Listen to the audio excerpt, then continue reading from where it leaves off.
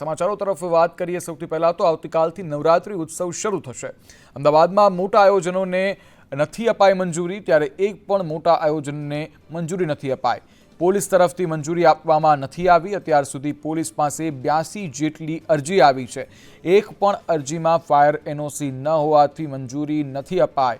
Fire NOC જમા કરાવનારને મંજૂરી આપવામાં આવશે, ત્યારે પોલીસ દ્વારા હજુ સુધી એક પણ આયોજનકર્તાઓને મંજૂરી નથી આપવામાં આવી। આવતીકાલે જ ઉત્સવ છે, તહેવાર છે મા અંબાની આદ્યાશક્તિનો, ત્યારે હાલ અમદાવાદમાં નવરાત્રી માટે પોલીસ દ્વારા એક પણ મંજૂરી આપવામાં નથી આવી। એક પણ મોટા આયોજનકર્તાઓને પોલીસે મંજૂરી નથી આપી। પોલીસ પાસે 82 જેટલી અરજી આવી ચૂકી છે, ત્યારે ફાયર એનઓસી જમા કરાવનારને જ મંજૂરી આપવામાં આવશે। જો કે 82માંથી એક પણ આયોજનકર્તાએ કોઈ પણ પ્રકારની એનઓસીની માહિતી નથી આપી।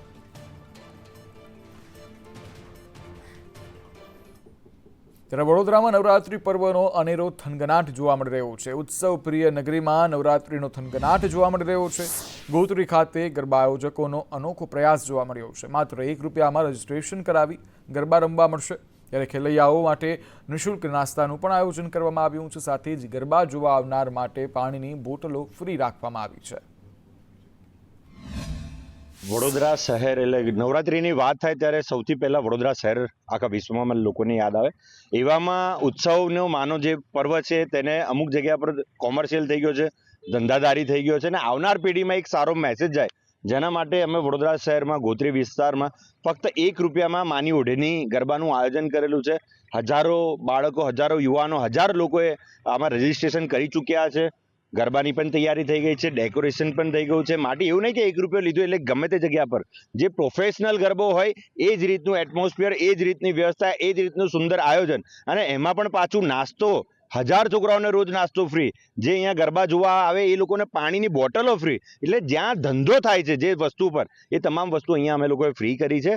એ મેસેજ આખા વિશ્વને અમે આપવા માંગીએ છીએ કે માનો પર્વ છે, ઉત્સવ છે, ધર્મ છે, એને ધર્મને, સંસ્કૃતિને, કલ્ચરને જાળવવી બહુ જરૂરી છે। નવરાત્રીને પગલે અમદાવાદના શેલા ખાતે માની માંડવીના ગરબાનું અનોખું આયોજન થઈ રહ્યું છે, જેમાં માની માંડવી ગરબા દ્વારા આપણી પૌરાણિક ગરબા અને પૌરાણિક મંદિરોની સાથે હિન્દુ સંસ્કૃતિની થીમ તૈયાર કરવામાં આવી છે, જે કોઈ પણ ખેલૈયાઓને આકર્ષી જાય તેવી છે। અમે આજે માંડવી ગરબા કરી રહ્યા છે એ અમે લાસ્ટ ટાઈમ અમે અમે એક આપણે જે આપણું સંસ્કૃતિ, જે પૌરાણિક વસ્તુ છે, અમે એ વારસાને લઈને ચાલી રહ્યા છે।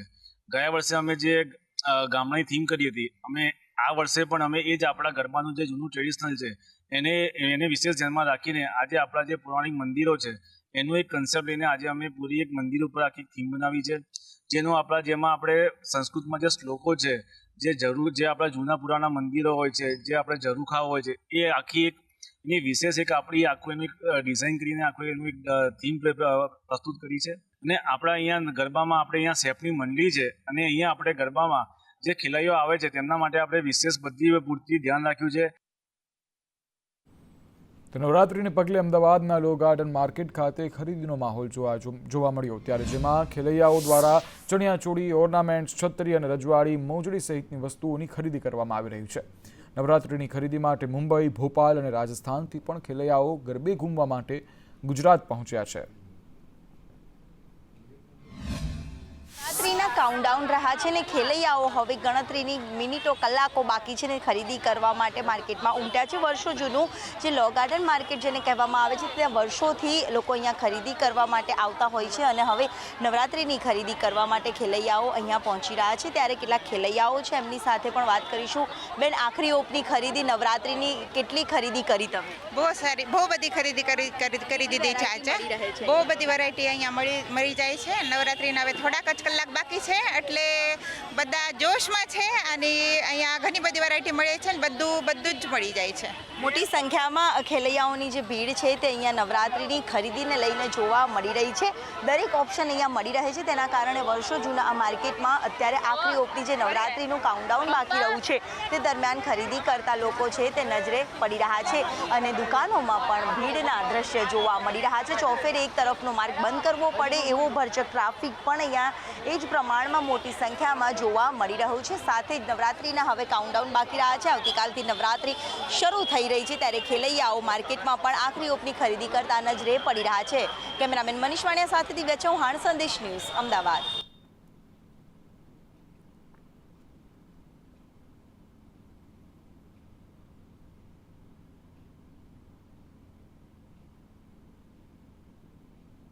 તો નવલી નવરાત્રિનો પ્રારંભ થવા જઈ રહ્યો છે, ત્યારે ખેલૈયાઓની સાથે ગરબા આયોજકો સજ્જ બન્યા છે. તો બીજી તરફ ગુજરાત સરકાર દ્વારા વહેલી સવારના 5 વાગ્યા સુધી ગરબાની રમઝટ બોલાવવાની છૂટ આપવામાં આવતા ખેલૈયાઓમાં અનેરો ઉત્સાહ જોવા મળી રહ્યો છે. મહેસાણા જિલ્લા પોલીસ નવરાત્રિમાં લોકોને સુરક્ષા પૂરી પાડવા માટે સંપૂર્ણ રીતે સજ્જ જોવા મળી રહી છે.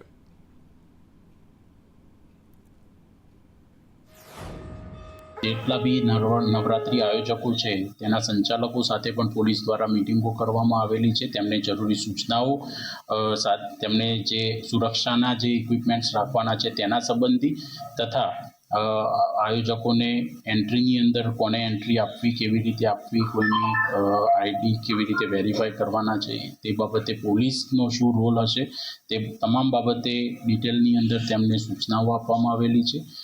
અલગ અલગ જગ્યા પર એન્ટ્રીની અંદર પોલીસ બંદોબસ્ત રાખવામાં આવેલો છે તથા અંદર નવરાત્રિ જ્યાં થાય છે તે ચોકની અંદર ખાનગી વેશની અંદર પોલીસ દ્વારા પેટ્રોલિંગ કરવામાં આવશે. મહેસાણાના સુપ્રસિદ્ધ તીર્થધામ બહુચરાજી મંદિરે નવરાત્રિ પૂર્વે પ્રક્ષાલન વિધિ યોજાઈ, જેમાં મંદિરનો ગર્ભગૃહ અને માતાજીની 7 વારની અલગ અલગ સવારીની પ્રક્ષાલન વિધિ યોજાઈ હતી. નવરાત્રિના પ્રથમ દિવસે ઘટ સ્થાપન વિધિ યોજાશે અને 9 દિવસ સુધી મંદિરમાં શતચંડી યજ્ઞ અને સાથે પલ્લીખંડ સહિતની વિવિધ ધાર્મિક વિધિઓ પણ યોજાશે.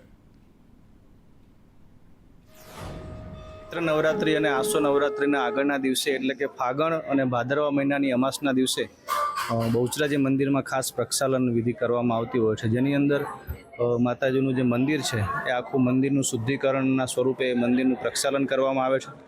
માતાજીની જે કંઈ અલગ અલગ 7 વારની 7 સવારીઓ છે એ દરેક સવારીનું પણ પ્રક્ષાલન વિધિ કરવામાં આવે છે. એ સિવાય પૂજાની અંદર જે કંઈ દ્રવ્ય વપરાતા હોય છે, જે કંઈ વાસણો વપરાતા હોય છે, આ તમામ વસ્તુનું પ્રક્ષાલન વિધિ એટલે કે એનું શુદ્ધિકરણ કરવામાં આવતું હોય છે.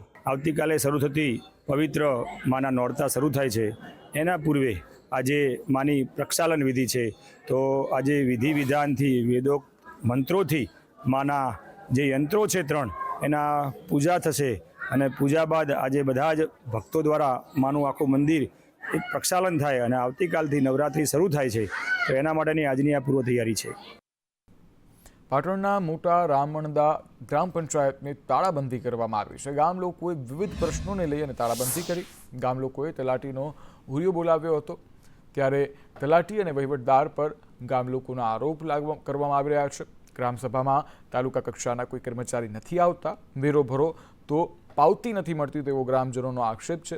ત્યારે તલાટી વહીવટદાર લોકોની સમસ્યા નથી સાંભળતા તેવો પણ આરોપ લગાવવામાં આવી રહ્યો છે. તો દાહોદના ફતેપુરા ગ્રામ પંચાયતની સભામાં હોબાળો જોવા મળ્યો. વહીવટદાર ગેરહાજર રહેતા ગ્રામજનોએ હોબાળો મચાવ્યો. ગ્રામજનોએ ગ્રામ પંચાયતને તાળાબંધી કરી, ત્યારે સભામાં માત્ર તલાટી પંચાયતના કર્મચારી પહોંચે. લાખો રૂપિયાના ભ્રષ્ટાચારના પણ આક્ષેપ કરવામાં આવ્યા. ત્યારે લાખો રૂપિયાના ભ્રષ્ટાચારના આક્ષેપ સાથે હોબાળો મચાવવામાં આવ્યો.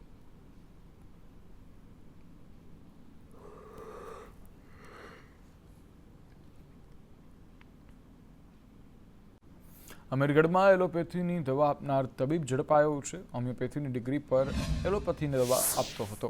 રણછોડ પટેલ નામના તબીબને પોલીસે ઝડપી પાડ્યો છે. પોલીસે ₹14,292ની દવાનો જથ્થો જપ્ત કર્યો છે. આરોગ્ય વિભાગની ટીમને સાથે રાખી અને પોલીસની કાર્યવાહી કરવામાં આવી. ત્યારે હોમિયોપેથીનું લાયસન્સ હતું, તેમ છતાં એલોપેથી દવાઓ આપતો હતો.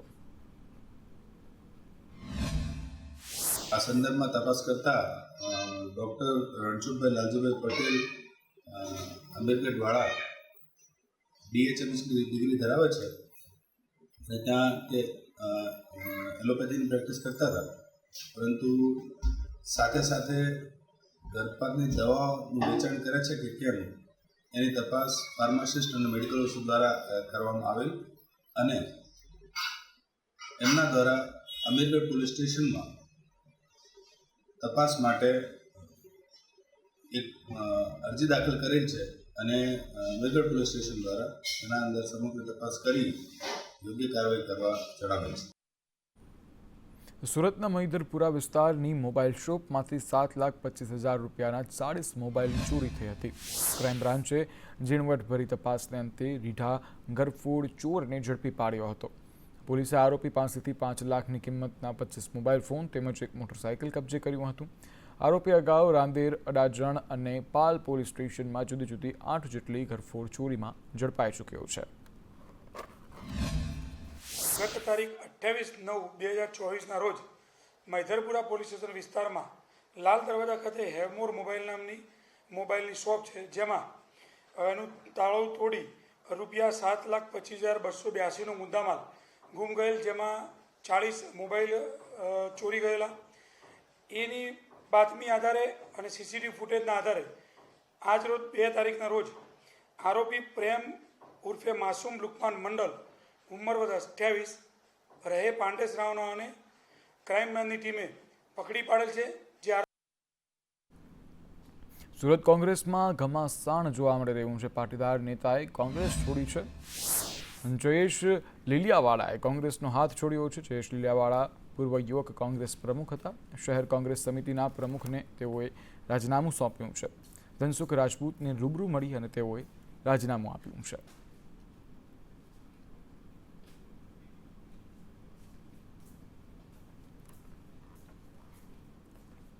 તો બીજી તરફ ગુજરાત કોંગ્રેસના નેતા ગૌતમ રાવલે પણ રાજીનામું આપ્યું છે. કોંગ્રેસના પ્રાથમિક સભ્યપદ સહિત તમામ હોદ્દા છોડ્યા. છેલ્લા 35 વર્ષથી કોંગ્રેસ પાર્ટી સાથે તેઓ જોડાયેલા હતા. કોંગ્રેસ પાર્ટી દેશહિતનું કોઈ કામ ન કરતી હોવાનો આક્ષેપ કરાયો છે. ત્યારે ગૌતમ રાવલ ગુજરાત કોંગ્રેસમાં ડેલિગેટ રહી ચૂક્યા છે.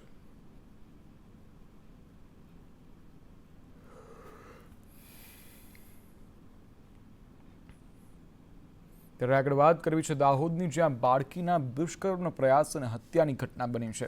ગુજરાત કોંગ્રેસ સેવાદળ દ્વારા દાહોદમાં ધરણા કરાયા છે. સેવાદળના અધ્યક્ષ પ્રગતિ આહિર ધરણામાં સામેલ થયા છે. કોંગ્રેસના કાર્યકરો દ્વારા ગાંધી ચિંધ્યા માર્ગે ધરણા કરવામાં આવ્યા છે. બાળકીના પરિવારને ન્યાય અને આરોપીને ફાંસીની સજા મળે તેવી માંગ કરવામાં આવી રહી છે. સિંગરોડ તાલુકાની જે ઘટના છે, આજે કદાચ વિચારીએ પણ છે ને, એક મહિલા તરીકે આજે પણ મારા રૂવાટા ઊભા થઈ જાય છે. કદાચ જે દિવસે મેં એ ઘટના વિશે સાંભળ્યું હતું ને, હું લિટરલી 2 રાત સુધી નથી સૂઈ શકી કે 6 વર્ષની બાળકી એનો શોમાં. આપણે પુરુષ પ્રધાન દેશમાં હંમેશા એવું કહેવામાં આવે છે કે દીકરીઓએ કપડાં એવા ના પહેરવા જોઈએ, કે એમણે બધા ક્લાસીસ શીખી લેવા જોઈએ. પણ કદાચ મને એવું લાગે છે કે બાળકીને તેના મમ્મીએ એવું શીખવાડ્યું પણ હશે ને કે આને બેડ ટચ કહેવાય બેટા, અને કદાચ કોઈ તને એવી રીતે ટચ કરે તો તું ધાડો પાડજે. સહકારી ક્ષેત્રના હોદ્દેદારોની ચૂંટણી કરાવવા માટેની માંગ ઉઠી છે. કોંગ્રેસ મહામંત્રી સંદીપ માંગરોળાએ આ માંગ કરી છે. કોઈ પણ હોદ્દેદાર 8 વર્ષથી વધુ હોદ્દા પર ન રહી શકે. ગુજરાતમાં અનેક હોદ્દેદારો ચૂંટાયા વગર જ હોદ્દા પર છે. સહકારી બેન્કો, શુગર મિલના હોદ્દેદારો આવા હોદ્દા પર છે. ત્યારે સહકારી ક્ષેત્રનું ભાજપીકરણ કરવાનો પ્રયત્ન છે તેવું માંગરોળાએ આક્ષેપ કર્યા છે. સાથે જ કહ્યું કે જીએસસી બેંક, ડિસ્ટ્રિક્ટ બેન્કોમાં ચૂંટણી વગર સીધી નિમણૂક થાય છે. સુગર, દૂધની ડેરીઓમાં કસ્ટોડિયન ભાજપના મળતિયાઓ જ હોય છે. બેન્કિંગ રેગ્યુલેશન એક્ટ જે છે એ હેઠળ કોઈપણ સંચાલક મંડળના સભ્ય તરીકે કે હોદ્દેદાર તરીકે લગાતાર 8 વર્ષથી વધુ સમય માટે રહી શકે નહીં એવી સ્પષ્ટ જોગવાઈ છે. આમ છતાં સેંકડો આવા નામો છે કે જે 20-20, 25-25 વર્ષથી આ બેન્કો સાચવીને બેઠા છે. તો કોંગ્રેસ પ્રવક્તા પાર્થિવરાજ કઠવાડિયાના ગંભીર આરોપ જોવા મળ્યા. ગુનેગાર ભાજપ કાર્યકરો સામે ગૃહ મંત્રાલયની ઢીલી નીતિ હોવાના આક્ષેપ કર્યા. ભાજપ નેતાઓ દુષ્કર્મમાં પકડાય તો ગૃહમંત્રી મૌન ધરે છે. વડોદરા રેપ આરોપી આકાશ ગોહિલના રિમાન્ડ ના મળ્યા. આરોપી ભાજપના હોય ત્યારે વરઘોડા નથી નીકળતા. જેલમાં બંધ ભાજપ નેતાઓની સુવિધાઓની તપાસ કરો. ગુજરાત રાજ્યમાં જ્યારે દાહોદમાં દુષ્કર્મ થાય તો એમનું મોઢું સિવાઈ જાય, જાણે કે એમને સાપ સૂંઘી ગયો હોય. વડોદરા, મહેસાણામાં ભાજપના નેતાઓ દુષ્કર્મમાં પકડાય તો એમનું મોઢું સિવાઈ જાય. ત્યારે એમને કોઈને કાયદાનું ભાન કરાવવાનું યાદ ના આવે. સમાચારોમાં આગળ વાત કરીએ તો ગુજરાતમાં નવા જિલ્લાઓની રચના મુદ્દે ચર્ચાઓ જામી છે. ત્યારે પાટણના રાધનપુરને પણ અલગ જિલ્લો બનાવવા માટેની માંગ ઉઠી છે.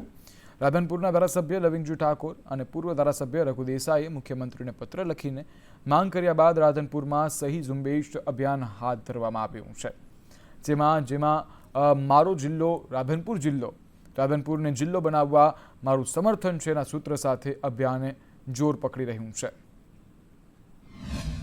રાધનપુરને જિલ્લો જાહેર કરવામાં આવે, કેમ કે રાધનપુરની અંદર તમામ સુવિધાઓ અહીંયા ઉપલબ્ધ છે કે એજ્યુકેશનથી માંડી અને રેફરલ હોય, આરોગ્ય હોય, પંચાયત હોય, કાયદા હોય, દરેક સુવિધા અહીંયા આપને મળી રહે છે. અને બાજુમાં એક કચ્છ આવેલું છે, કચ્છ જે પોર્ટને લગતું અહીંયા તમામ સુવિધાઓ અહીંયા ઉપલબ્ધ થઈ શકે છે. પણ અમારો અહીંયા રાધનપુર એક વર્ષો જૂની માંગ છે.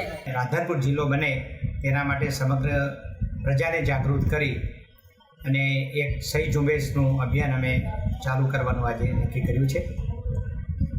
રાધનપુર જિલ્લો એટલા માટે બનવો જોઈએ કે છેલ્લા 20 વર્ષથી આ માંગણી અમારી હતી કે રાધનપુર જિલ્લો બને. પહેલાં રાધનપુર બનાસકાંઠામાં હતું, ત્યાર પછી રાધનપુરને પાટણમાં મોકલવામાં આવ્યું. પણ ભૌગોલિક દ્રષ્ટિએ આપણે જોઈએ કે સંરક્ષણની દ્રષ્ટિએ જોઈએ તો આ બોર્ડરનો એરિયા છે, બોર્ડરનો જિલ્લો બનવો જોઈએ. આર્થિક રીતે ખૂબ પછાત એરિયા છે. બોટાદના સારંગપુરમાં રેલવે અંડરપાસનો રોડ મસ્ત મોટા ખાડાઓ પડી ગયા છે. અંડરપાસનો આ માર્ગ જિલ્લાની મુખ્ય કચેરીઓ, સરકારી હોસ્પિટલ જવાનો તેમજ યાત્રાધામ સાળંગપુર જવાનો છે મુખ્ય માર્ગ. અને આ મુખ્ય માર્ગ હોવાથી વાહન ચાલકોને ભારે હાલાકીનો સામનો કરવો પડી રહ્યો છે. હાલ તંત્ર દ્વારા અંડરપાસની દિવાલો પર ચિત્રકામ કરવામાં આવી રહ્યું છે. ત્યારે લોકો દ્વારા ચિત્રકામની જગ્યાએ ખાડાઓ પૂરવા માટે માંગ કરવામાં આવી રહી છે. લોકોનું કહેવું છે કે ચિત્રકામની જરૂર નથી, ચિત્રકામ પછી કરજો, પહેલા ખાડા તો પૂરો. એમાં એવું છે કે છોકરાને સ્કૂલે મેકવા જવામાં, લેવા જવામાં હેરાન બહુ થવાય. પાણી તો અખંડ અહીંયા ભર્યું છે, વરસાદ હોય કે ન હોય પાણી આયા જ રાખે છે. અને પાણી આવવાના કારણે માણસો તમામ હેરાન થાય છે. બોટાદ જિલ્લો થઈ ગયો. સ્વચ્છતા અભિયાનના નામે મોટા મોટા ચિત્ર કરે છે, લાખો રૂપિયાનો ખર્ચો કરે છે, પણ એક આ ખાડા પૂરતા નથી કે પાણી કાઢવાનો રસ્તો નિકાલ કરતા નથી. હું સ્કૂલેથી આવું તો સાયકલ લઈને 2 વાર પણ હું પણ પડી ગઈ છું અને સ્કૂલેથી આવવા જવામાં તકલીફ પડે છે. ગાડીઓ બંધ થઈ જાય છે. ખસ રોડની કચેરીઓ, કલેક્ટરથી માંડી બધી ઉચ્ચ પોસ્ટ સુધીની કચેરીઓ ખસ રોડે આવેલી છે. તમામ અધિકારો અહીંયાથી જ નીકળે છે, તેમને પણ તકલીફ હોય છે, પણ કોઈ અહીંયા કાંઈ કરતું નથી. 2 માણસ હોય ને એક નાનું છોકરું હોય ને એ ખાડો જો આવ્યો ને તો છોકરું પાણીમાં પડી જાય. 2 ફૂટનું તો પાણી ભરેલું છે અંદર, અને પાછળ ગાડીઓની એટલું ટ્રાફિક રહે છે. બહુ ભયંકર સ્થિતિમાં અત્યારે ખાડા છે. અત્યારે લાખો રૂપિયાનો ખર્ચો કરી સરકાર પેન્ટિંગ કરે છે, ખરેખર આ પેન્ટિંગની જરૂર નથી. અત્યારે બોટાદની પબ્લિકને એક જ જરૂર છે કે આ ખાડા પૂરો. તો ભાવનગરનો થોરાડી ડેમ ઓવરફ્લો થયો છે. સિહોરના થોરાડી ડેમ ઓવરફ્લો થયો છે. ત્યારે ડેમ ઓવરફ્લો થતાં લોકોમાં ખુશી જોવા મળી રહી છે. પીવાના અને સિંચાઈના પાણીનો પ્રશ્ન હલ થશે. ડેમમાંથી થોરાડી બાખલકા ગામને પાણી મળે છે. માડવડી ગામને પણ આ ડેમ જે છે તે પીવાનું પાણી પૂરું પાડે છે.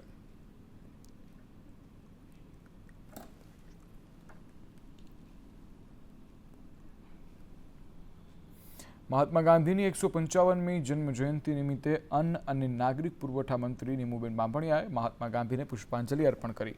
નીમુબેન બાંભણિયાએ ભાવનગરના 63 સર્કલ ખાતે મહાત્મા ગાંધીની પ્રતિમાને સુરતની આંટી પહેરાવીને પુષ્પાંજલિ અર્પણ કરીને લોકોને ખાદીની ખરીદી કરવા માટે અપીલ કરી હતી. આ સાથે જ તેમણે આસપાસના વિસ્તારોમાં સાફ સફાઈ પણ કરી હતી. આજે મહાત્મા ગાંધી જયંતિ નિમિત્તે પુષ્પાંજલિ કરી સતસત નમન કર્યા છે. ત્યારબાદ ખાદી ખરીદી માટે અમે સૌ કાર્યકર્તાઓ આવ્યા છે.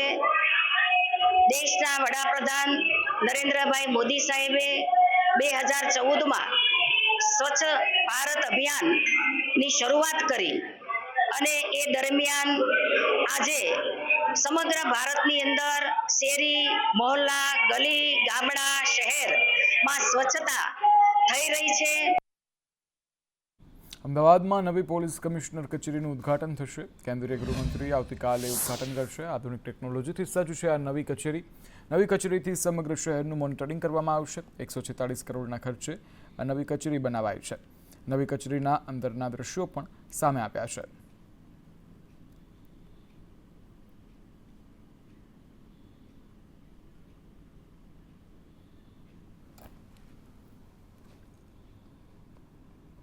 ગાંધીનગરના પંચદેવ મંદિરની કાયાપલટ હાથ ધરાઈ છે. મંદિર પરિસરમાં સફાઈ સાથે વૃક્ષોનું ટ્રીમિંગ કરાયું. ટાંકી પર વર્ષોથી જામેલી ધૂળ દૂર કરાઈ છે, ત્યારે મંદિર પટાંગણમાં વધારાનું ઘાસ દૂર કરવામાં આવ્યું છે. ગૃહ રાજ્યમંત્રી હર્ષ સંઘવી પંચદેવ મંદિર પહોંચ્યા, સ્વચ્છતા અને મંદિરની કામગીરીની સમીક્ષા કરી.